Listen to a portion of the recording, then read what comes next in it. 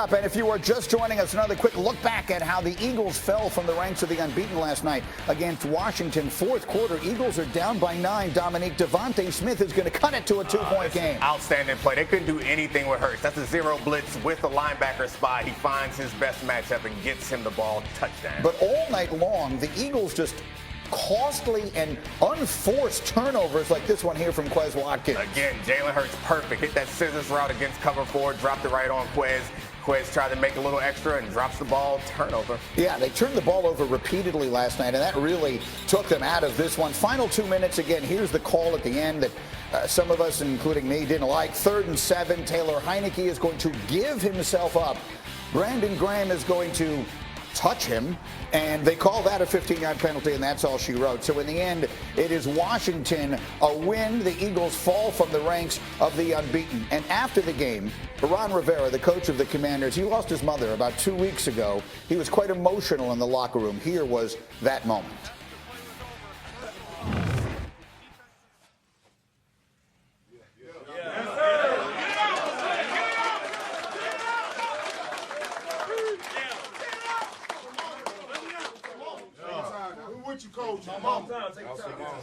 My mother would have been prepped. You can see how much that means to him. But it means a lot to everybody in this locker room, bro. We set the damn tone. We took it to them. Come on, man. All ready. Family on 3. 1, 2, 3. That's just, I've known Ron Rivera since the 80s when he was a linebacker on the Bears. He's one of the best human beings you'll ever come across inside or outside of professional sports. And that moment in that locker room, that's what it's all about, yes? Yeah, we talk about us former players. There are certain things you do and don't miss about the game, but like that family atmosphere, while you don't maintain those relationships in those moments, it's nothing quite like that. There are a few workplaces that you can go and you can feel the connection because you've gone through so many difficult things. And in Washington, it's especially difficult down there with what they have off the field, what's been going on the field. To be able to get a big win like that, coming on the heels of a tragedy, it feels great. It makes us all feel a little bit warm and fuzzy. So that's what happened last night, and that's how the NFL weekend comes to an end. And let me show you where we stand right now as far as the NFC East is concerned. So the Eagles falling from the ranks of the unbeaten. Their lead is only 1 game over the startling New York Football Giants. The Cowboys, of course, a game back of that, and the Commanders certainly every bit in the wild card race in the NFC. So let's talk about the Cowboys for a moment here. They're 6-3, and their quarterback has not been brilliant. Dak Prescott throwing a pair of picks in what turned out to be an overtime loss to Green Bay on Sunday. Yesterday on First Take, Stephen A. Smith had this to say about Dak's struggles. One could easily argue that when you look at the Dallas Cowboys, Dak Prescott is the weak link. What we have been lamenting is whether or not Dak Prescott can be that dude when it really, really counts, because we're still waiting after all of these years. You just brought up Cooper Rush. Right. All right, and how his QBR is 10 points higher in the same amount of games. That's an indictment when you're a star quarterback who's got paid $95 million over the last 2 years.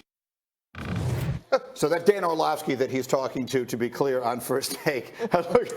We may have just lost Marcus. Swagoo, I'm going to give you the floor on Dak, the Cowboys, and wherever it is you'd like to take it. In so many damn places. First of all, let me say this, all right? This ain't to come on, get up, and give a love fest to Dak Prescott. He played bad. He didn't make enough plays in this game in order for the Dallas Cowboys to win. But how in the hell do you watch that game and say Dak Prescott was the weak link when the Dallas defense gave up 207 rush yards? When we watch this secondary absolutely get hibachi cooked by Christian Watson on the back end, and Dak is the weak link. This was a 14-point lead going into the fourth quarter with the quarterback who threw 2 interceptions early in the game, who was able to come back and get them in the end zone.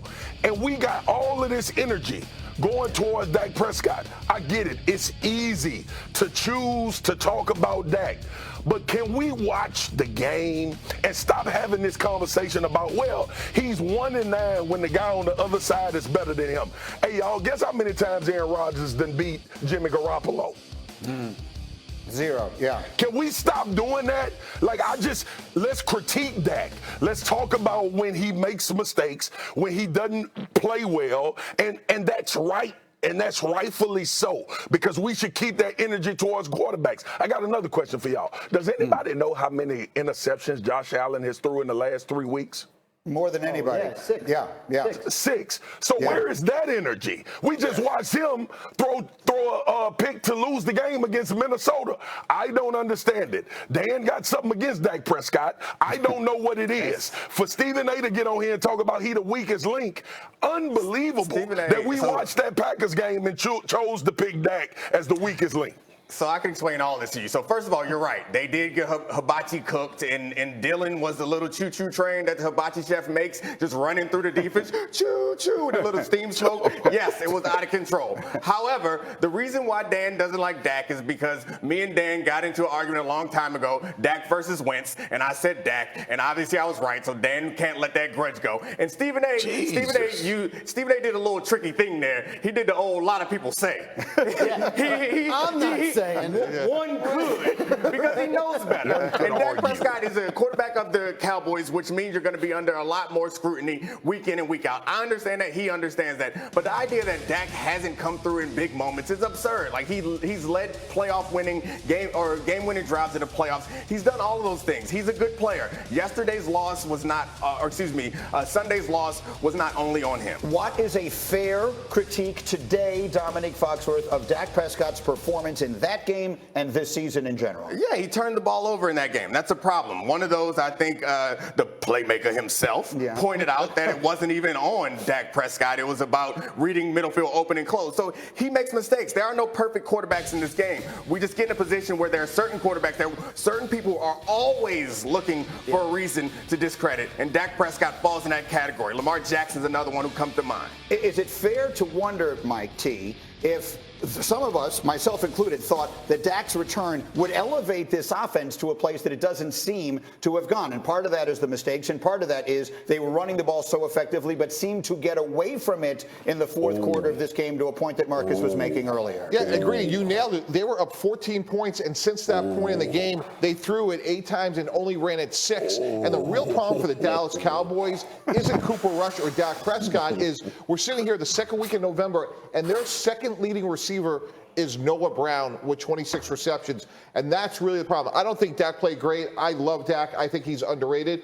But until they get another element in their passing game, they have to lean on the running game. Jump in here, Danny. Yeah, the run game, they'll get Zeke Elliott back too. And even though Pollard's running better, having both of them enables them to do a lot in the running game, because they don't want to ask too much of Tony Pollard. They want to keep him fresh for the fourth quarter. I think a fair critique of Dak on Sunday is uneven, right? There were the interceptions, but they also showed some elements of the passing game that they hadn't really shown yet this year. I think Dalton Schultz coming back from injury and being further incorporated will help. I believe they've had their 2 highest scoring games of the season the last 2 weeks. Right, yeah. So obviously the offense has been elevated since Dak's come back. And unless he was playing defensive tackle, I don't think you can call him the weakest link. Go ahead, Swaggo. Mike T, I love you for what you just said. You know why? Yeah. Because Kellen Moore did this same exact thing last year. Guys, do we remember when the Dallas Cowboys were playing well early in the season? What were they doing? They were running the football. They were making sure that that's the way that they stayed in games. For this man to have a lead of 14 points in the fourth quarter and run the football 6 times is a fireable offense. And we keep talking about all of the things that this offense does well and the players that they have. And I agree with you, Mike T. It's some more firepower needed on the outside. Aaron Rodgers was on the other side of the field, and his coach said, we are going to run the football to win this game. I don't know if there's another quarterback in the world you want to drop back and throw the ball and you would feel more comfortable with than Aaron Rodgers. And even his coach, and even he said run the damn football. But Kellen Moore wanted to drop back 18 times against 6 runs with a 14-point lead. And we get on TV and talk about Dak Prescott, and we talk about him being the weakest link, and we look at this defense. But this offensive coordinator, who I gave a lot of credit to when Cooper Rush was playing, because he decided to lean into that, got back to his old ways, and he wanted to be the #1 passing offense in the NFL against the Green Bay Packers instead of continuing to run. And if you want to fight me or you want to tell me I'm wrong, guys, Tony Pollard was averaging 5 yards a carry, and Malik was averaging 7. So don't bring me that they wasn't getting it done on the ground. That's a fireable offense, and it was egregious for this dude to run the ball 6 times with a 14-point lead in the fourth quarter. I think that is maybe the biggest problem they have is when Dak is there, they are tempted to do things that probably at this moment do not